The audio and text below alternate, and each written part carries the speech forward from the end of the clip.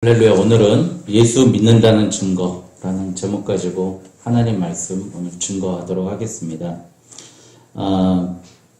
우리가 여러분 살다 보면 하루에 결정하는 게요, 약 500번을 결정한답니다. 하루 우리가 일어나서 잠들 때까지 결정하는 것이 500번이라고 합니다.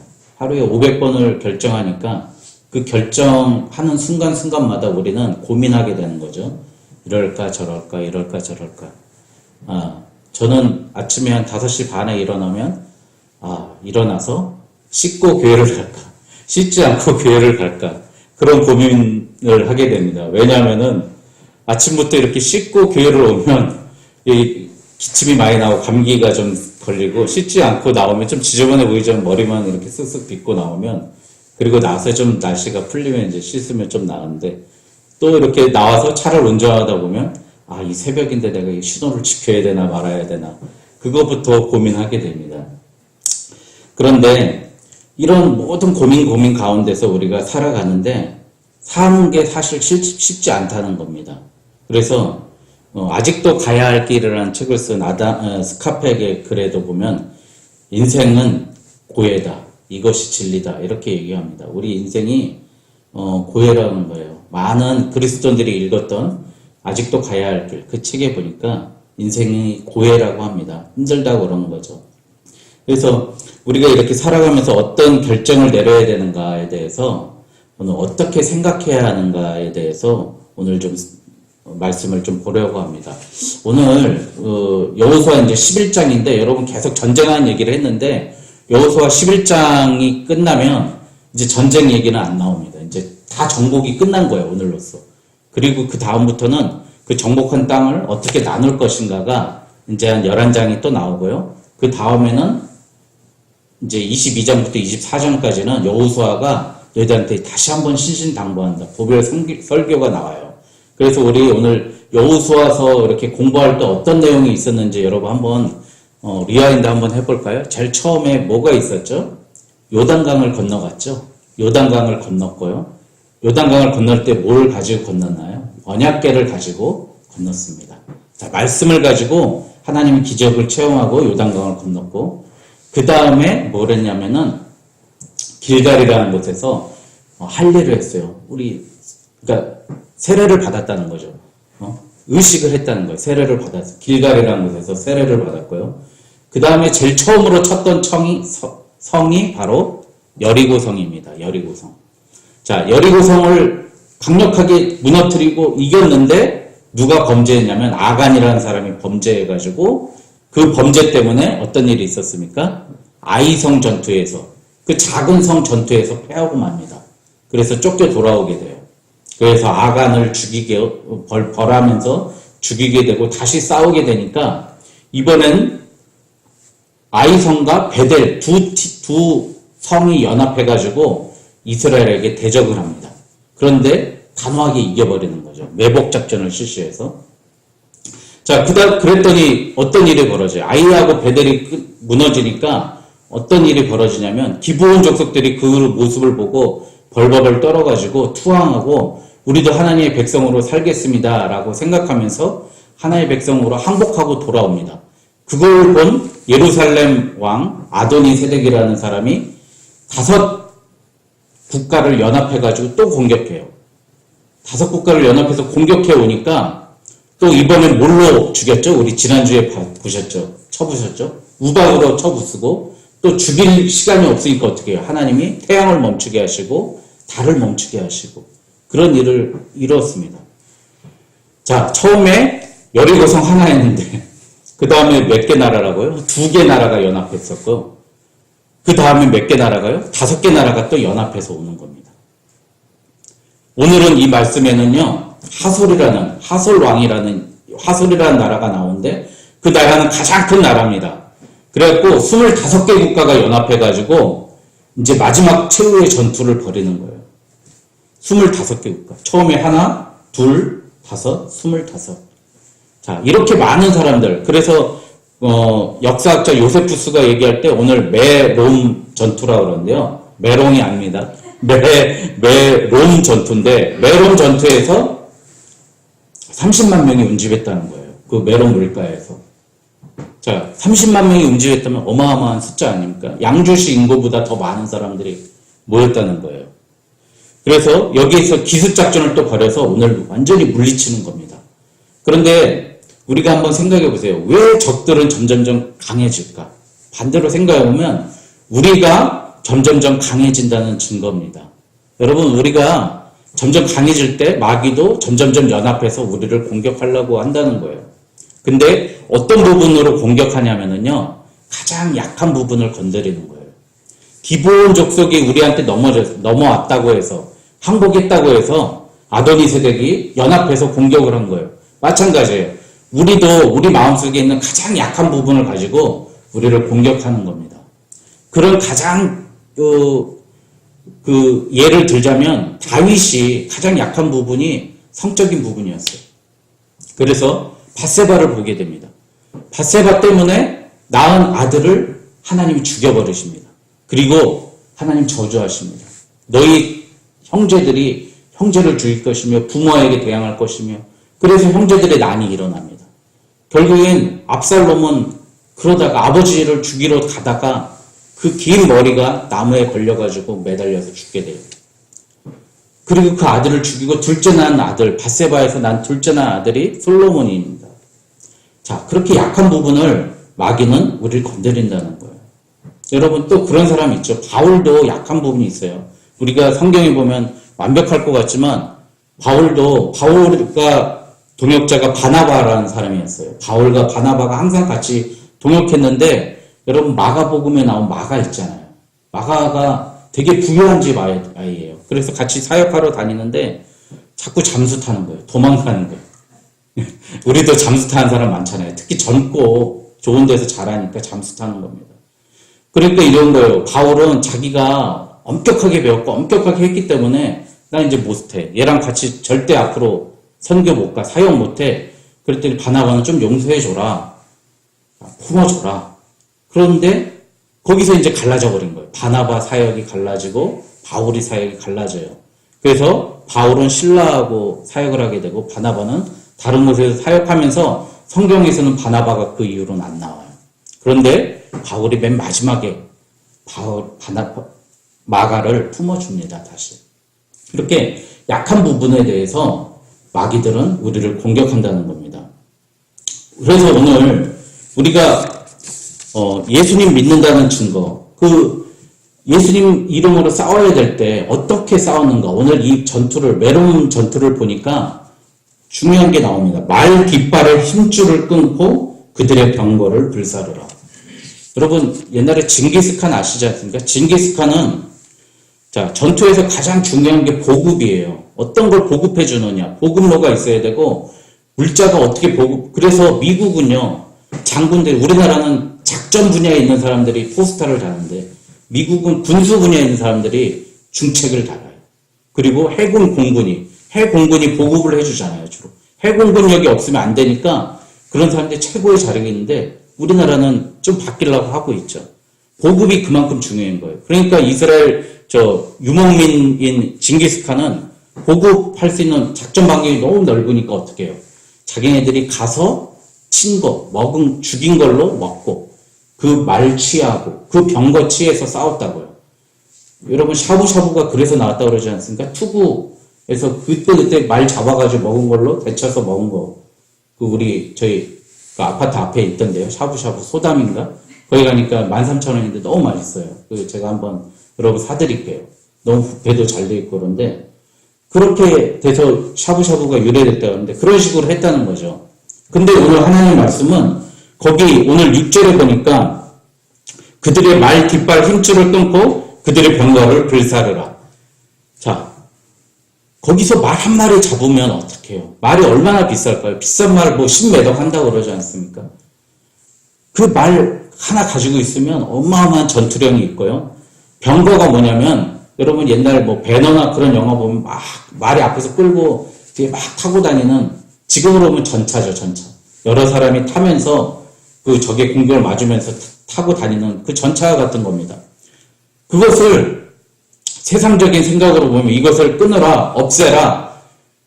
이렇게 하나님은 말도 안 되는, 세상적인 생각으로 말도 안 되는 지시를 하는 거예요. 그런데 여호수아가 이거에 대해서 순종합니다.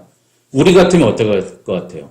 요거 하면, 자, 전쟁도 하고 요것도 취하면 일거양득 아니냐. 우리 수요일날 성경 공부할 때도 이 얘기했어요. 어떤 교회는 보면 교회를 크게 지었어요. 교회를 크게 지는데 성도들이 없으니까 자, 1층 학원으로 상가로 가게로 세주고 2층 학원으로 월세 주고 그래서 수익을 받아요. 성도들이 열심히 전도하고 그래서 교회 채울 생각 안 하고 그러다가 망하는 거예요. 교회가. 자, 교회가 수익 사업한다고, 교회가 사회개혁 사업한다고, 자, 이러면 복음도 전파되고, 이러면 말씀도 증거되고, 이익도 취하고, 사회사업도 할 수 있지 않습니까? 라고 생각하는 거예요. 그게 함정이란 거, 오늘. 너희들 목적 한 가지만 붙잡아라. 하나님만 붙잡아라. 말과 병거가 아니라, 너희들 하나님의 이름으로 싸우는 것이다. 오늘 이 말씀 하시는 겁니다. 여러분, 우리 교회의 정간을 좀 읽어보세요. 정간을 읽어보시면 우리 교회는 절대 수익 사업을 하지 않기로 결의를 했어요. 이거 왜 그러냐? 자, 바자회 하고 뭐 어떤 분들 뭐 판매회 하고 뭐 이러면 뭐 힘든 사람 돕고 좋지 않습니까? 그런데 그러다가 보면 어떤 문제가 있을까요? 돈이 있는 사람은 살 수가 있어요. 근데 가진 게 유일하게 헌금밖에 없는 사람, 나는 가진 거 아무것도 없는데, 저도 옛날에 많이 힘들었어요. 뭐 멸치 사라, 고사리 사라, 떡 사라, 뭐 이렇게 교회에서 막 하시지 않습니까? 그럼 저도 사고 싶은데 못 사는 사람은 미안한 거예요. 그래서 우린 그런 거 하지 말자. 정하고 싶으면 한 사람이 사서 성도를 베풀어라. 그러라 그랬습니다. 여러분, 교회가, 여러분, 예수님께서 제일 크게 성내고 그랬을 때가 성전에서 장사했을 때예요. 왜 그 장사가 나쁜지 아십니까? 여러분, 뭐 비둘기도 바쳐야 되고 염소도 바쳐야 되고 양도 바쳐야 되는데 예루살렘이 멀잖아요. 들고 갈 수가 없으니까 끌고 가려면 너무 힘들잖아요. 그래서 자기가 돈을 가지고 와서 성전 앞에서 돈을 주고 그걸 사는 거예요. 근데 그거 파는 사람들이 다 대제사장들의 친척이에요. 거기서 이익을 취하는 거예요. 자, 그러니까 이게 하나님 앞에 성전에서 자기 이익을 취하려고 나오니까 다 해치고 하나님 예수님께서 하신 말씀 딱 한 가지. 내 집은 기도하는 집이다. 딱 결론 내리시는 겁니다. 여러분, 우리가 교회에서 분명히 영적인 분별력이 있어야 됩니다. 우리 YMCA가 뭐예요? 예수 청년회예요, 예수 청년회. 근데 YMCA가 정부에서 보조받으니까 뭐 예수는 못 전합니다, 이제. 그런 NGO가 얼마나 많습니까? 예수님 못 전하는, 예수님이 없는 기독교 단체. 예수가 사라져버리는 그런 단체가 너무 많다는 거예요. 우리가 그래서 예수님 믿고 나가는, 자꾸 두 가지 취하려고 그러면 안 된다는 거예요. 오늘 이 말씀 하시는 거예요. 그래서 예수님께서 요것만은 안 된다. 요것만은 반드시 진멸해라. 이렇게 말씀하시고, 그 뒤에 보면은요, 14절에 보면, 나머지 성읍은 니들이 취하라고 그럽니다. 예수님이 순서를 말씀하시는 겁니다. 여러분, 그래서 오늘 우리가 세상의 기준, 자꾸 우리 세상에 눈을 돌리니까 세상 기준으로 사는 거예요. 저는 2016년도에 제가 아는 상간분이 맨날 이런 거예요. 17년, 18년에 집값이 폭락한다는 거예요. 집값이 떨어지고 미국이 금리 인상을 하고 뭐 어쩌고저쩌고 그런다는 거예요. 그래서 지금 집 사면 안 된다고. 근데 TV에서도 다 그랬었어요. 저도 그때 좀 관심이 있어서 보면은 2017년부터 미국이 금리 인상을 하고 뭐하고 집값이 떨어지고 우리나라가 집 살 사람들이 줄어들고 어쩌고저쩌고 그러더라고요. 근데 2018년에 역사상 최고로 많이 올랐다는 집값이. 여러분, 우리 예상과 생각과 세상 사람들이 얘기하는 거, 우리 정보, 검색, 그게 우리에게 결코 좋지 못해요. 우리는 그냥 기도하면서 사색을 해야 돼요. 고민해보고 하나님께 물어야 됩니다. 우리 생각한 거랑 정반대로 간다고요. 세상 사람들이 말하는 거에 우리가 일비하지 말아야 된다는 겁니다. 그래서 오늘 우리가 여호수아처럼 살아가기 위한 방법에 대해서 한 두 가지 나누려고 합니다. 첫 번째, 믿음의 용량을 키워야 됩니다. 여러분, 소금이 이 컵에 한 스푼, 한 주먹 딱 넣었다고 해보십시오. 이거 얼마나 짜겠습니까? 그쵸? 근데 그것을 호숫가에 뿌려고 마셨다고 보세요. 그러면 소금맛 절대 안 납니다. 여러분, 우리 믿음의 용량을 호수와 같이 키워야 된다는 거예요. 여러분, 이렇게 작은 믿음의 용량 가지고 우리가 하니까 일희일비하는 거예요. 조금 달면 달어, 좋아. 조금 기분 나쁘고 안 좋으면 싫어, 이게 뭐야. 이렇게 돼버린다는 거죠. 우리 믿음의 용량을 확 키워야 돼요. 여러분, 그러기 위해서 어떤 결단했던 예를 한 가지 제가 알려드리도록 하겠습니다. 미국의 레이몬드라는 지역이 있는데요. 그러니까 철도 중심 도시래요. 뭐 우리나라로 보면 의왕 뭐 그런 데겠죠. 그 담임 목사님인 헨리 맥스웰 목사가, 이 목사가 이제 목사님으로 계신데 어떤 인쇄의 어떤 거지가 교회를 찾아온 거예요. 거지가 교회를 찾아서 좀 도와달라고. 그때 헨리 맥스웰 목사님이 구제사업 하는 데 가보시라고, 교회는 도와주는 데가 아니라 그런다고 이렇게 그냥 안타까운 마음으로 보냈어요.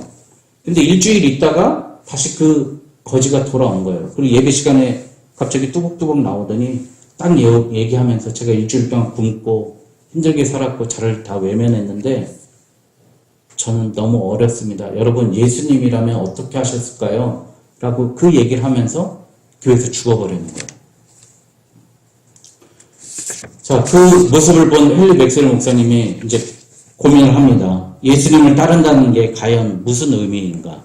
그렇게 생각하면서 과연 예수님이라면 어떻게 하실까 고민을 하게 됩니다. 그리고 예배를 마치고 모든 성도들 모아서 우리 한번 이 시간에 서약합시다. 우리 앞으로 살아갈 때 예수님이라면 과연 어떻게 하시겠습니까? 이렇게 묻고 살아가자는 거예요. 예수님이라면 어떻게 하시겠습니까? 그러면서 변화가 일어나는 겁니다. 어느 신문사를 운영하는 사람은 자극적인 기사, 가짜뉴스 그런 거 빼기로 하고요. 술 광고, 담배 광고, 나쁜 광고들 안 받기로 했어요. 조금 어렵지만 정확한 기사, 그런 기사만 내기로 한 겁니다. 어떤 오페라 가수는 또 오페라 하면은 많은 돈을 벌겠지만 주님을 찬양하는 일로 아예 자기 몸을 바치는 겁니다. 하나님께 드렸습니다. 또 기종 여인이 여인을 보살피고 그런 운동이 계속 전개되어 가지고 시카고까지 변화시켰다는 그런 이야기의 소설입니다. 이게 예수라면 어떻게 하실 것인가, 이 소설인데요. 여러분, 예수라면 어떻게 하실까? 이 목사님이 썼던 분이 누구시냐면 찰스 셜던이라는 분인데, 이분이 자기가 목사인데 자기가 거짓골로에서 한번 다 다녀본 거예요. 크리스찬들도 만나보고 그랬는데 깜짝 놀랐다는 거예요. 크리스찬들이 그렇게 무관심하고 냉소적이고 어려운 사람을 돕지 않는 그 모습을 보면서 이 소설을 쓴 거예요. 예수라면 어떻게 할 것인가. 그래서 이렇게 변화됩니다. 여러분, 우리가 한번 이런 질문 해봤으면 좋겠습니다. 예수라면 정말 내 이 문제 어떻게 하실 것인가 한번 물어봤으면 좋겠습니다. 여러분, 우리 3주에 고난주간 새벽 기도가 있습니다. 여러분, 전 교인들이 참석했으면 좋겠어요. 이 문제를 심각하게 묵상하려고 합니다. 우리가 그동안 세상과 똑같이 살았던 문제에 대해서 고백하고, 하나님, 도대체 내가 무엇이 문제였습니까? 무엇이 당신을 힘들게 아프게 했나요? 묻고 고백하는 시간이 있었으면 좋겠습니다. 여러분, 우리가 예수 믿는다는 증거가 무엇이죠? 내가 집사라서? 내가 교회에 나와서? 성경책을 들고 다녀서? 내가 목사라고? 그래서 예수님 믿는다는 거 아닙니다. 예수님이 이 말씀에 보면 너 목사해라, 전도사해라, 집사해라, 교회 지어라, 개척해라, 그런 얘기 하지 않으셨어요.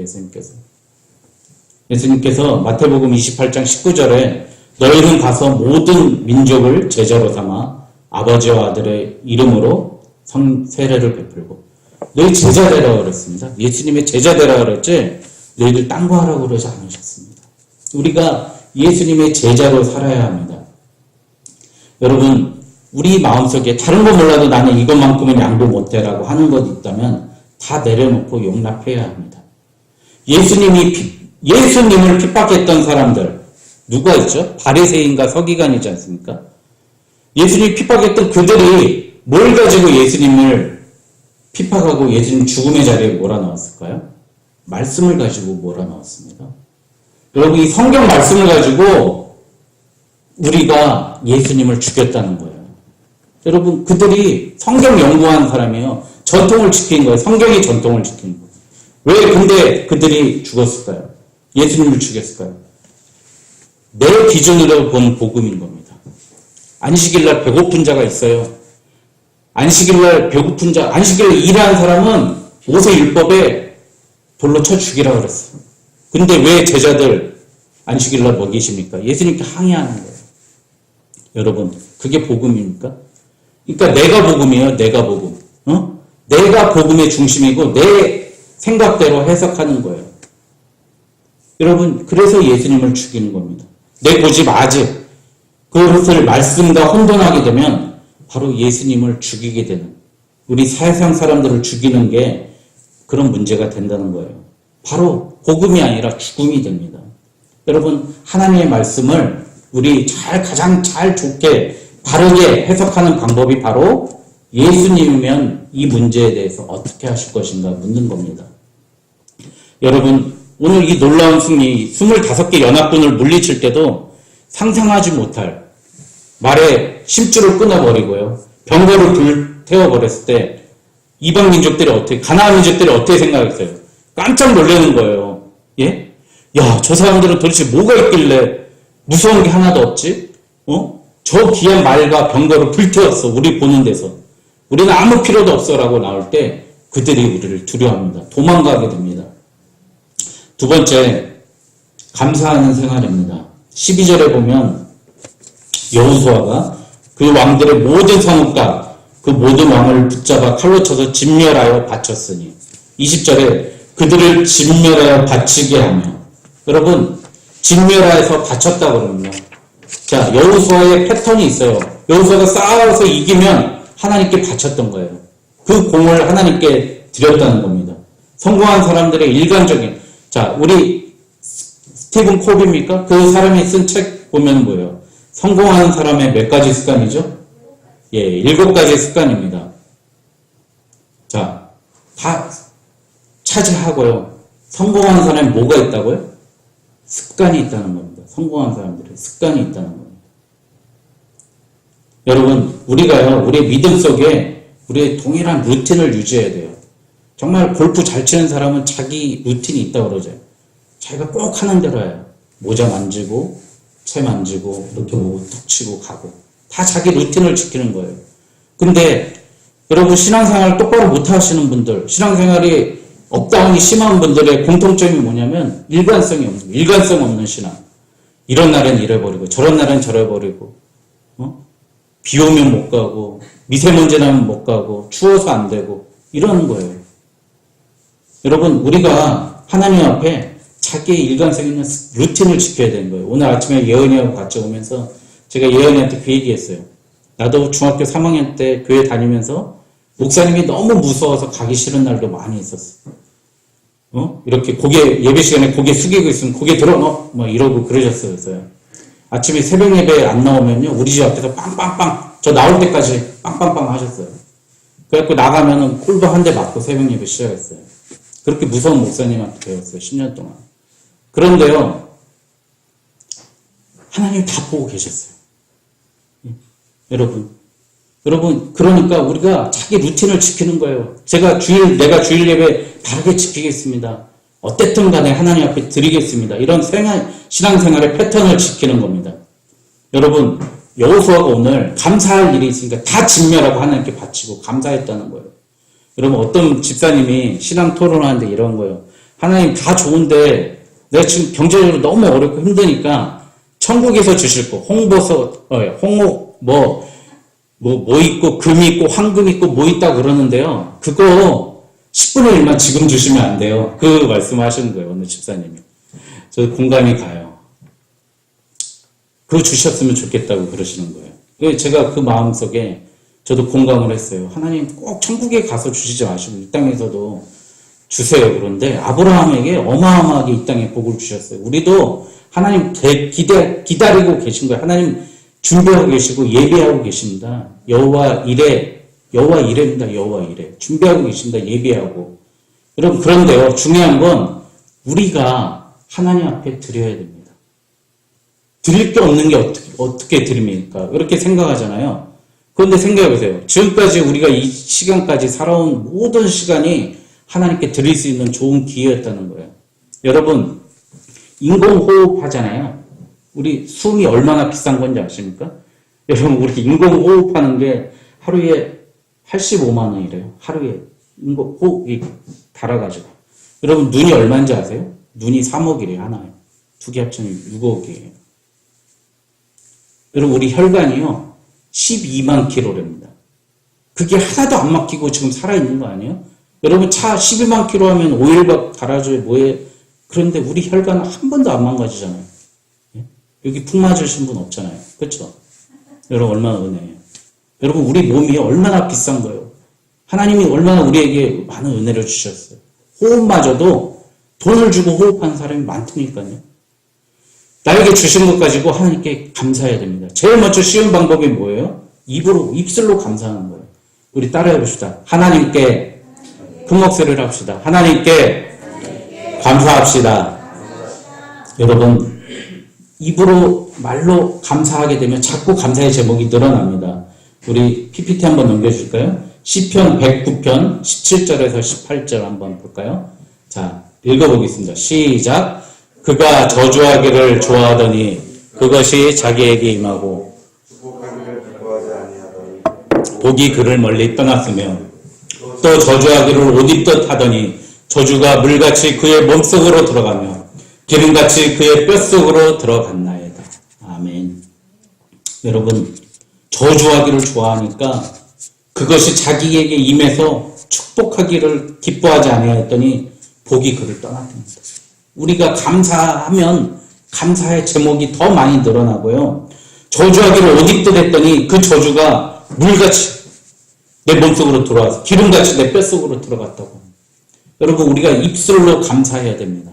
입술로 저주하고 맨날 망했다 어떻게 나 망해서 어떻게. 그럴 때마다 하나님께서 그대로 우리에게 해주시는 거예요. 여러분, 우리가 감사하게 되면 우리뿐만 아니라 우리 주변 사람들을 살릴 수가 있습니다. 우리 크리스천 리더의 6가지 역할이라는 그런 좋은 그 책이 있어요. 거기에 나온 내용을 한번 제가 정리한 건데요. 한번 보겠습니다. 우리 PPT 보면은 나오는데요. 네, 한번 볼까요? 예. 자, 첫 번째가 사람 간의 다리를 놓는 사람입니다. 이 사람과 저 사람의 만남을 만드는 사람이죠. 두 번째로 하나로 만드는 사람입니다. 세 번째, 성령에 민감한 사람. 네 번째, 주목받지 못해도 문제가 안 되는 사람. 문제에 얽매이지 않고 해결책을 찾는 사람. 성도를 파괴하지 않고 회복시키는 사람. 여러분, 얼마나 좋은 말이에요? 크리스찬 치어리더. 크리스찬이 여러분 응원해주는 사람이 돼야 된다는 얘기예요. 응원해주는 치어리더. 응원해주는 치어리더의 6가지 역할을 합니다. 저렇게 할 때 여러분은 응원자가 된다는 겁니다.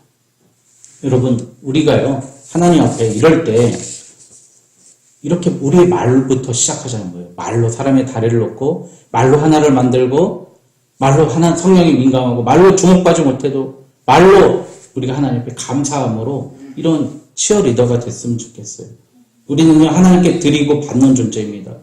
드리고 받고 반복하다 보면 하나님께서 기뻐하십니다. 여러분, 오늘 이런 결정적인 전투, 이 전투가 끝남으로써 맨 마지막 절에 평화가 임하였도다, 이런 말씀을 하십니다. 내가 조금 손해를 봐도요, 이것은 손해가 아니라 내 하나님께 꺼준 거라고 생각하십시오. 오늘 우리 세상에 살면서요, 앞으로 내가 좀 내가 이 사업하면 내가 손해보는데, 그럴 때 하나님께 이렇게 말씀하십시오. 내 손해봐도 이거 하나님께 드리는 겁니다. 하나님, 내 이 일 하겠습니다. 또 내가 조금 사람들에게 주목받지 못해도 하나님께서 날 주목하여 주십니다. 이렇게 생각하고, 그러면 감사의 제목이 날로 늘어나는 겁니다. 그러면 감사가 더 넘쳐날 겁니다. 여러분, 저는 중학교 오늘 주보에도 썼지만, 이런 보시죠. 제가 89년도에 청평에 있는 한월산 기도원에서 방학 때 정말 한 일주일 가서 기도했어요. 맨 앞자리 가서 열심히 기도했어요. 근데 목사님도 저를 너무 이쁘게 생각하시는 거예요. 귀엽게 생각하시는 거예요. 예배 시간마다. 그랬더니, 우리 학생은 이 다음에 커서 뭐가 될 거야? 그래. 그래갖고 저는 훌륭한 선교사가 되고 싶습니다. 그랬더니, 아니, 이렇게 계속 예배 때마다 나와서 말씀 듣기 힘들지 않아? 기도는 알잖아요. 무릎 꿇고 앉아야 되고, 좁은 데서 뛰어앉아서. 아니요, 전 너무 감사합니다. 그 말씀했더니, 목사님께서 이러는 거예요. 감사한 사람은 가르친 자가 될지어다. 그렇게 막 5,000명이 있는데, 확 선포하는 거예요. 여러분, 감사하면은요, 하나님께서 우리를 가르친 자리에 세워주십니다. 높은 자리에 세워주세요. 여러분, 오늘 여호수아가 했던 두 가지. 정말 여호수아는 모세의 입장에서, 하나님의 입장에서, 그때는 예수님 몰랐겠죠? 정말 우리는 그러면 예수님의 입장에서, 예수님의 생각으로 하나님의 말씀을 기대하는 그런 마음 가졌으면 좋겠고요. 예수라면 어떻게 할 것인가? 그런 마음 가졌으면 좋겠고, 여호수아가 또 했던 건 싸우고 이겼으면, 생각나면, 자기가 어떤 결과를 냈으면 그때마다 감사했습니다. 이 두 가지 한번 마음속에 부여잡고요. 내 삶 속에서 하나님, 이 두 가지 가지고 살겠습니다. 내 생활 속에서 예수라면 어떻게 할 것인가? 그게 바로 순종하는 사람입니다. 그 사람이 바로 예수님의 제자인 줄 믿습니다.